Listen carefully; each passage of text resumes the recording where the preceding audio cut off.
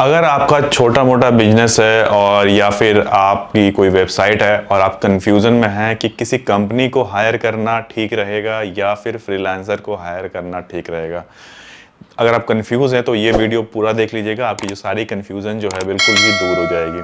तो welcome back to my YouTube channel. मेरा नाम है अनीस सिन्हा और आप देख रहे हैं हैशटैग विंडो। तो गाइस, आपका मेरे यूट्यूब चैनल पर बहुत बहुत स्वागत है। देखिए, अगर आप कंपनी के पास जाते हैं तो कंपनी आपको किसी भी छोटे से छोटे प्रोजेक्ट को 25 से 30 हज़ार रुपये चार्ज करती है महीने का, या फिर मैक्सिमम बोलूँ तो अगर वो साल भर का है तो साल भर का हिसाब से आप जोड़ लीजिए, कम से कम आपको 3 से 4 लाख रुपए का आपको फटका पड़ने वाला है अगर आप डिजिटल मार्केटिंग करा रहे हैं, सोशल मीडिया करा रहे हैं, ये सारी चीज़ें। तो ये मैं ऑर्गेनिक की बात कर रहा हूँ, इसमें पेड कैंपेन इंक्लूड नहीं है। अब वही काम अगर आप किसी फ्रीलांसर को पकड़ के कराते हैं तो वो काम आपका हो जाता है मात्र 10,000 रुपये या 15,000 रुपये पर महीने के हिसाब से। तो आप बोलेंगे क्या क्वालिटी काम आपको मिलता है कंपनी में?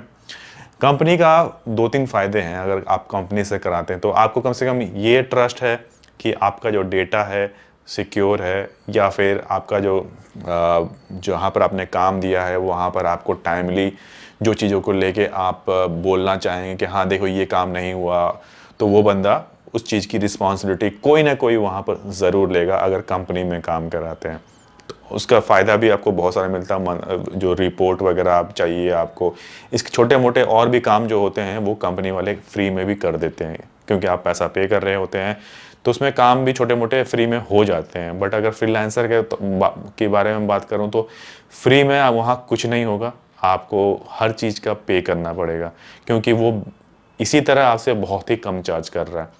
तो बट आपको ये चीज़ का सिक्योरिटी रहेगा कि आप वहाँ से भी आप रिपोर्ट आपको मिलता रहेगा मंथली या वीकली, आप या फिर 15 डेज़ में आप वहाँ से भी रिपोर्ट ले सकते हैं कि आपने कितना काम किया, क्या काम किया।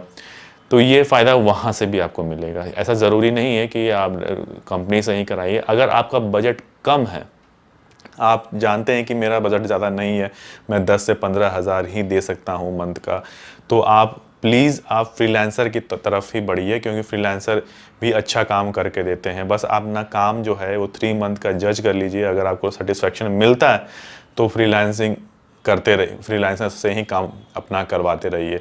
देखिए, आप उनका पास्ट रिकॉर्ड अगर आप देखेंगे कि हाँ किस किस वेबसाइट पर काम किया है, क्या मेरे जो समझ लीजिए मेरा ट्रैवल चैनल है या ट्रैवल वेबसाइट है, क्या ट्रैवल वेबसाइट पर पहले उसने कोई किसी पे काम किया है या नहीं किया, और किया है तो क्या रिस्पॉन्स आया है, वो सारी चीज़ें ना आप एक बार डेटा उसका खंगाल लीजिए और फिर फ्रीलांसर को चूज़ कीजिए।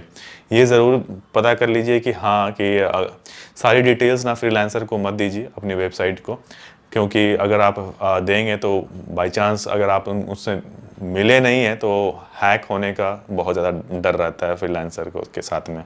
तो इस बात का आप रहिए कि आप डोमेन का जो लॉगिन डिटेल्स है ना तुरंत शेयर मत कर दीजिए किसी के साथ। मेन ईमेल आईडी और पासवर्ड्स वगैरह जो भी है, अगर सोशल मीडिया करवा रहे हैं फ्रीलांसर को, तो वो हमेशा अपने पास रखिए। सामने वाले को बस एडिटर के तौर पर आप दे सकते हैं, उससे ज़्यादा कुछ नहीं। या फिर अगर उसको कांटेक्ट करना हो, या फिर आप 1-2 मीटिंग ज़रूर कर लीजिए उनसे, जिससे कि उसके बारे में आप जान सकें क्या काम किया है, कैसे किया है, कितना टाइम लगा है किसी रिज़ल्ट को लेके आने में।